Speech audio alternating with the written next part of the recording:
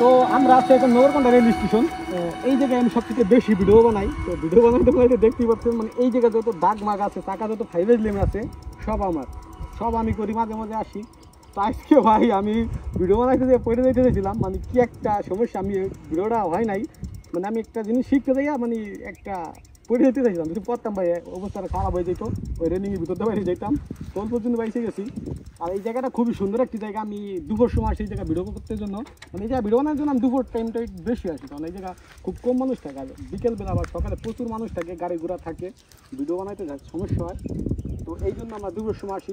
তো আমি আমার মামা চলে আসি, ভিডিও বানাইলাম, খুব ভালো লাগে আর কি। আর কি অস্থির একটা জায়গা ভাই, আমার গাড়ির মধ্যে জীবন শেষ, ভিডিও বানাইতে কী বলবো, একটা জিনিস দেখাই, মানে এখান থেকে গাড়ি চালালে কি একটা রিস্ক, তারপর আমি চালাবো আছে।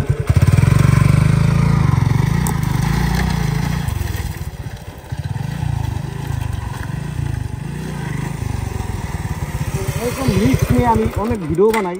তো ভিডিও বানাইতে আমার খুবই ভালো লাগে। আপনারা অনেকেই কন যে ভাই কী কী মানে ইটি হয়েছে, ভাই এইসব আনন্দের বিষয় করি আমি, তাছাড়া কিছুই না। তো সবাই ভালো থাকবেন, যদি ভালো লাগে আমাদের ভিডিওগুলো দেখবেন। আর আপনারা প্রচুর পরিমাণ আমার ভালোবাসা দিচ্ছেন, ইনশাল্লাহ এইভাবে যদি আপনারা দিয়ে দেন আমি সামনে কিছু করতে পারবো। তো মামা আসুন, বসুন, বসে বসে।